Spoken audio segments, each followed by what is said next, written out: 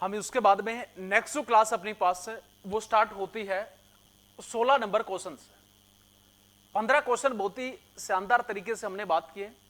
16वां जो क्वेश्चन अपने पास में वो आता है कि ऑक्सीजन वायुमंडल के अंदर कितने प्रतिशत पाया जाता है। ऑक्सीजन वायुमंडल के अंदर कितने परसेंट पाया जाता है। ऑप्शन ए अपने पास में 20.95%, ऑप्शन बी है 22.95%, ऑप्शन सी 23.95% और ऑप्शन नंबर डी है 25.95%। तो इन चार ऑप्शन में से आंसर को हमें सिलेक्ट करना है कि ऑक्सीजन वायुमंडल के अंदर कितने परसेंट पाया जाता है। तो आंसर जो होगा हमारा option number A. Option number A जो आंसर है हमारा क्या होगा, राइट आंसर 20.95% पाया जाता है। म्युनिसिपल कॉर्पोरेशन के अंदर station fire officer, station fire officer exam 29 अगस्त को ये जो क्वेश्चन है वो देखने को मिला था एग्जाम के अंदर कि वायुमंडल के अंदर ऑक्सीजन कितने प्रतिशत पाया जाता है।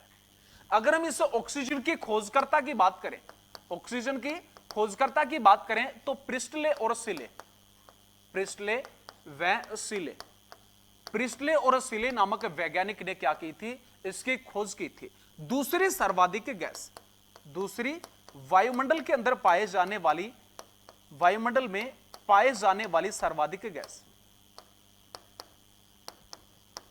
कौन सी है, ऑक्सीजन। दूसरी सर्वाधिक वायुमंडल के अंदर पाए जाने वाली गैस ऑक्सीजन। अगर बात करें प्रथम के बारे में तो प्रथम जो है वो कौन सी आ जाती है अपने पास में, नाइट्रोजन। कौन सी होगी, नाइट्रोजन गैस पाई जाती है। अगर खोजकर्ता की बात करें तो रैदरफोर्ड, कौन है, रैदरफोर्ड इसके खोजकर्ता थे। 78.08% ये वायुमंडल के अंदर पाई जाती है। अगर इसका फॉर्मूले की अगर हम बात करें N2 होता है। इसी के साथ में परमाणु, अगर हम क्रमांक की बात करें, परमाणु अगर क्रमांक की अगर हम बात करें तो इसका जो परमाणु क्रमांक है वो कितना होता है, 7 होता है। और 8 जो है वो किसका होता है, ऑक्सीजन का। इसके बाद में खोजकर्ता हो गया, कितने परसेंट वायुमंडल के अंदर पाया जाता है। ऑक्सीजन का जो परमाणु क्रमांक है, परमाणु जो क्रमांक है वो कितना होता है अपने पास में, 8 है। और 6 की अगर बात करें, क्योंकि 7 हो गया 8 हो गया, 6 की अगर बात करें तो किसका होता है, कार्बन का। और दहन के दौरान क्या होता है, कार्बन निकलता है। तो उस कार्बन का जो परमाणु जो एटॉमिक जो नंबर है वो क्या होता है, 6 होता है। इसी के साथ में और क्वेश्चंस की हम बात करें इसी के अंदर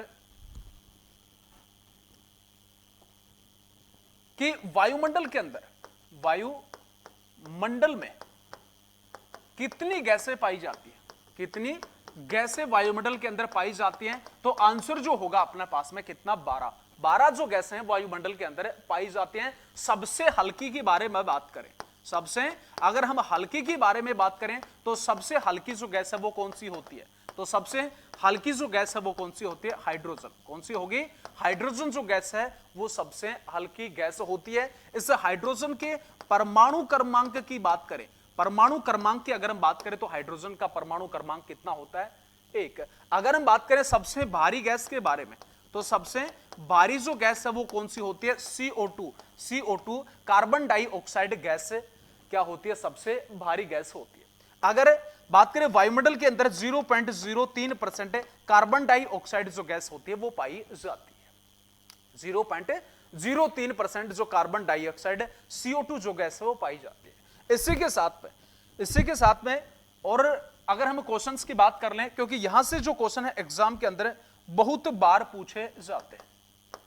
एक्रिय गैस किसे कहा जाता है, तो एक्रिय जो गैस है वो गैस होती है जो किसी भी रासायनिक अभिक्रिया के अंदर भाग नहीं लेती, किसी भी रासायनिक अभिक्रिया के अंदर भाग नहीं लेती। वे गैस जो रासायनिक अभिक्रिया में भाग नहीं लेती, रासायनिक अभिक्रिया में भाग नहीं लेती, अभिक्रिया में भाग नहीं लेती। तो इस प्रकार की जो गैसें होती है उनको क्या कहा जाता है, एक्रिय गैस कहा जाता है। एक्रिय गैस की अगर हम बात करें संख्या के बारे में तो कितनी संख्या होती है, 6 संख्या होती है अक्रिय गैसों की, जो हीलियम है, रेडोन है, आर्गन है, नियोन है, क्रिप्टोन है, जिनोन, ये सारी की सारी जो है किसके अंदर आ जाती है अपने पास में, अक्रिय गैसों में। अगर इन अक्रिय गैसों में सर्वाधिक मात्रा में गैस की अगर हम बात करें, सर्वाधिक मात्रा में अक्रिय जो गैस है वो कौन सी पाई जाती है, तो आंसर जो होगा अपने पास में क्या होगा, आर्गन। आर्गन, और आर्गन कितने पॉइंट, 0.93% जो आर्गन है वो पाई जाती है, 0.93% आर्गन जो गैस है वो पाई जाती है। अगर बात करें सबसे भारी गैस में, अक्रिय गैसों में सर्वाधिक भारी की अगर बात करें तो वहां पे जो भारी है वो कौन सी हो जाएगी अपने पास है, रेडोन। रेडोन जो गैस है वो सर्वाधिक भारी जो गैस है वो अक्रिय गैसों के अंदर होती है। अगर हम बात कर लें आर्गन के बारे में, इसका जो यूज है विद्युतीय बल्ब के अंदर, बिजली के जो बल्ब होते हैं उनके अंदर कौन सी गैस भरी होती है, आर्गन जो गैस होती है वो भरी जाती है। ठीक है, तो ये क्वेश्चन था अपने पास में कि ऑक्सीजन वायुमंडल के अंदर कितने परसेंट पाया जाता है, तो आंसर जो होगा हमारा ऑप्शन नंबर ए 20.95%। और आग को लगने के लिए 3 एलिमेंट की आवश्यकता पड़ती है। एलिमेंट कौन कौन से हैं, ईंधन है और ताप, ईंधन ताप, और तीसरा जो आता है अपने पास में ऑक्सीजन। ऑक्सीजन क्या है, एक दहन सहायक गैस। ऑक्सीजन क्या है, एक दहन सहायक गैस होती है। नेक्स्ट क्वेश्चन की तरफ बात करते हैं कि सबसे कम जो प्रसार फैलाव जो किन के अंदर होता है। ऑप्शन ए ठोस पदार्थों के अंदर, ऑप्शन बी तरल पदार्थों में, ऑप्शन सी गैसों के अंदर, और ऑप्शन नंबर डी है इनमें से कोई नहीं। तो सबसे कम जो विस्तार फैलाव है वो किसके अंदर होता है, आंसर होगा अपने पास में ऑप्शन नंबर ए ठोसों के अंदर। ठोस के अंदर सबसे कम प्रसार होता है। सबसे अधिक के बारे में बात करें कि सबसे अधिक जो प्रसार फैलाव है वो किसके अंदर होता है, तो वो होगा किसमें, गैसों में। किसमें, गैसों के अंदर। दूसरा की अगर हम बात करें, दूसरा जो विस्तार फैलाव है वो किसमें होगा, तरल के अंदर होगा। और सबसे कम की बात करें, सबसे कम जो फैलाव है वो किसके अंदर होगा, तो सबसे कम जो फैलाव है किसके अंदर होता है, ठोस सॉलिड जो पदार्थ होते हैं उनके अंदर विस्तार होता है। पदार्थ की अगर हम बात कर लें कि पदार्थ को किसके अंदर मापा जाता है, मोल के अंदर पदार्थ को मापा जाता है। किसमें, मोल के अंदर। कितनी अवस्थाएं होती हैं, 3 अवस्थाएं होती हैं। पहली आ जाता है अपने पास में ठोस, दूसरी जो आती है अपने पास में द्रव्य अवस्था, और तीसरी जो आती है अपने पास में गैस। चौथी की अगर हम बात कर ले तो प्लाज्मा। चौथी जो आती है अपने पास में प्लाज्मा। और प्लाज्मा के खोजकर्ता कौन थे, कुकस नामक वैज्ञानिक। कौन करते, कुकस नामक जो वैज्ञानिक थे वो प्लाज्मा के क्या थे, खोजकर्ता थे। क्लियर है यहां तक। उसके बाद में नेक्स्ट क्वेश्चन की तरफ बढ़ते हैं। नेक्स्ट क्वेश्चन आता है अपने पास में कि इग्निशन जो टेम्परेचर है वो किसे कहा जाता है। इग्निशन टेम्परेचर किसे कहा जाता है। ऑप्शन ए वह जिसमें कोई भी पदार्थ जले ना, कोई भी पदार्थ ना जले उसे। ऑप्शन बी वह पदार्थ जिसमें कोई भी पदार्थ ज्वलनशील गैस ना छोड़े। ऑप्शन सी है वह पदार्थ जिस पर कोई भी पदार्थ जहरीली गैस ना छोड़े। और ऑप्शन नंबर डी है वह पदार्थ जिस पर कोई भी पदार्थ, वह तापमान जिस पर कोई भी पदार्थ जलने लगता है। तो इन 4 ऑप्शन में से आंसर को हमें टिक करना है कि इग्निशन टेम्परेचर किसे कहा जाता है। तो आंसर जो होगा हमारा option number D. Option number D, वह तापमान जिसके ऊपर कोई भी पदार्थ जलना शुरू हो जाता है, उसी टेम्परेचर को हम क्या बोलते हैं, इग्निशन टेम्परेचर के नाम से। किसके नाम से, इग्निशन टेम्परेचर के नाम से उसको जाना जाता है। अगर हम बात करें इग्निशन टेम्परेचर के बारे में तो सबसे पहले जो आता है अपने पास में घास फूस। अगर बात करें घास फूस का इग्निशन जो टेम्परेचर है वो कितना होता है, 175 डिग्री सेल्सियस घास फूस का इग्निशन टेम्परेचर होता है। अगर हम बात करें अखबार के बारे में, अखबार का जो इग्निशन टेम्परेचर है वो कितना होता है, 185 डिग्री सेल्सियस इग्निशन टेम्परेचर होता है किसका, अखबार का। अगर हम बात करें लकड़ी के बारे में कि लकड़ी में कितने डिग्री टेम्परेचर पे आग लगना शुरू हो जाती है, तो 200 से 230 डिग्री टेम्परेचर पे, 200 से 230 डिग्री टेम्परेचर के ऊपर लकड़ी में आग लगना शुरू हो जाती है। अगर हम बात करें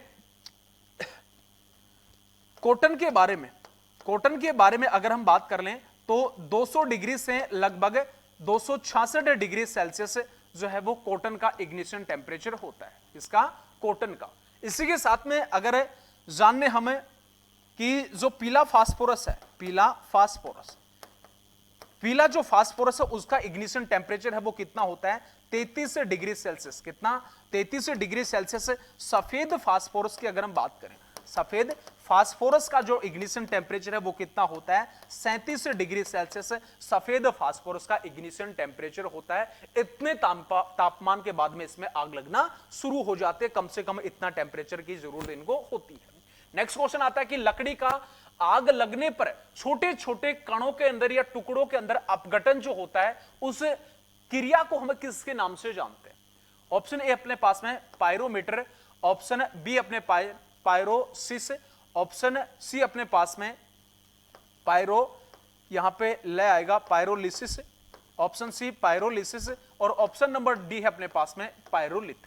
तो आंसर जो होगा हमारा अपने option number C, option number C. लकड़ी का आग लगने के बाद में छोटे छोटे टुकड़ों के अंदर विभाजित होना क्या कहलाता है? पायरोलिसिस, पायरोलिसिस, पायरोलिसिस कहलाता है। कौन सी अभिक्रिया कहलाती है?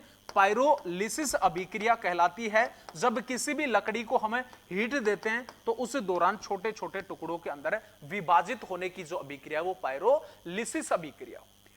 अगर हम बात करें इस पायरोलिसिस के स्टेज के बारे में, इसकी स्टेज की अगर हम बात करें तो टोटल दो स्टेज होते हैं। एक होती है सिंगल स्टेज, एक होती है इसकी सिंगल स्टेज, और दूसरी जो आती है अपने पास में डबल स्टेज।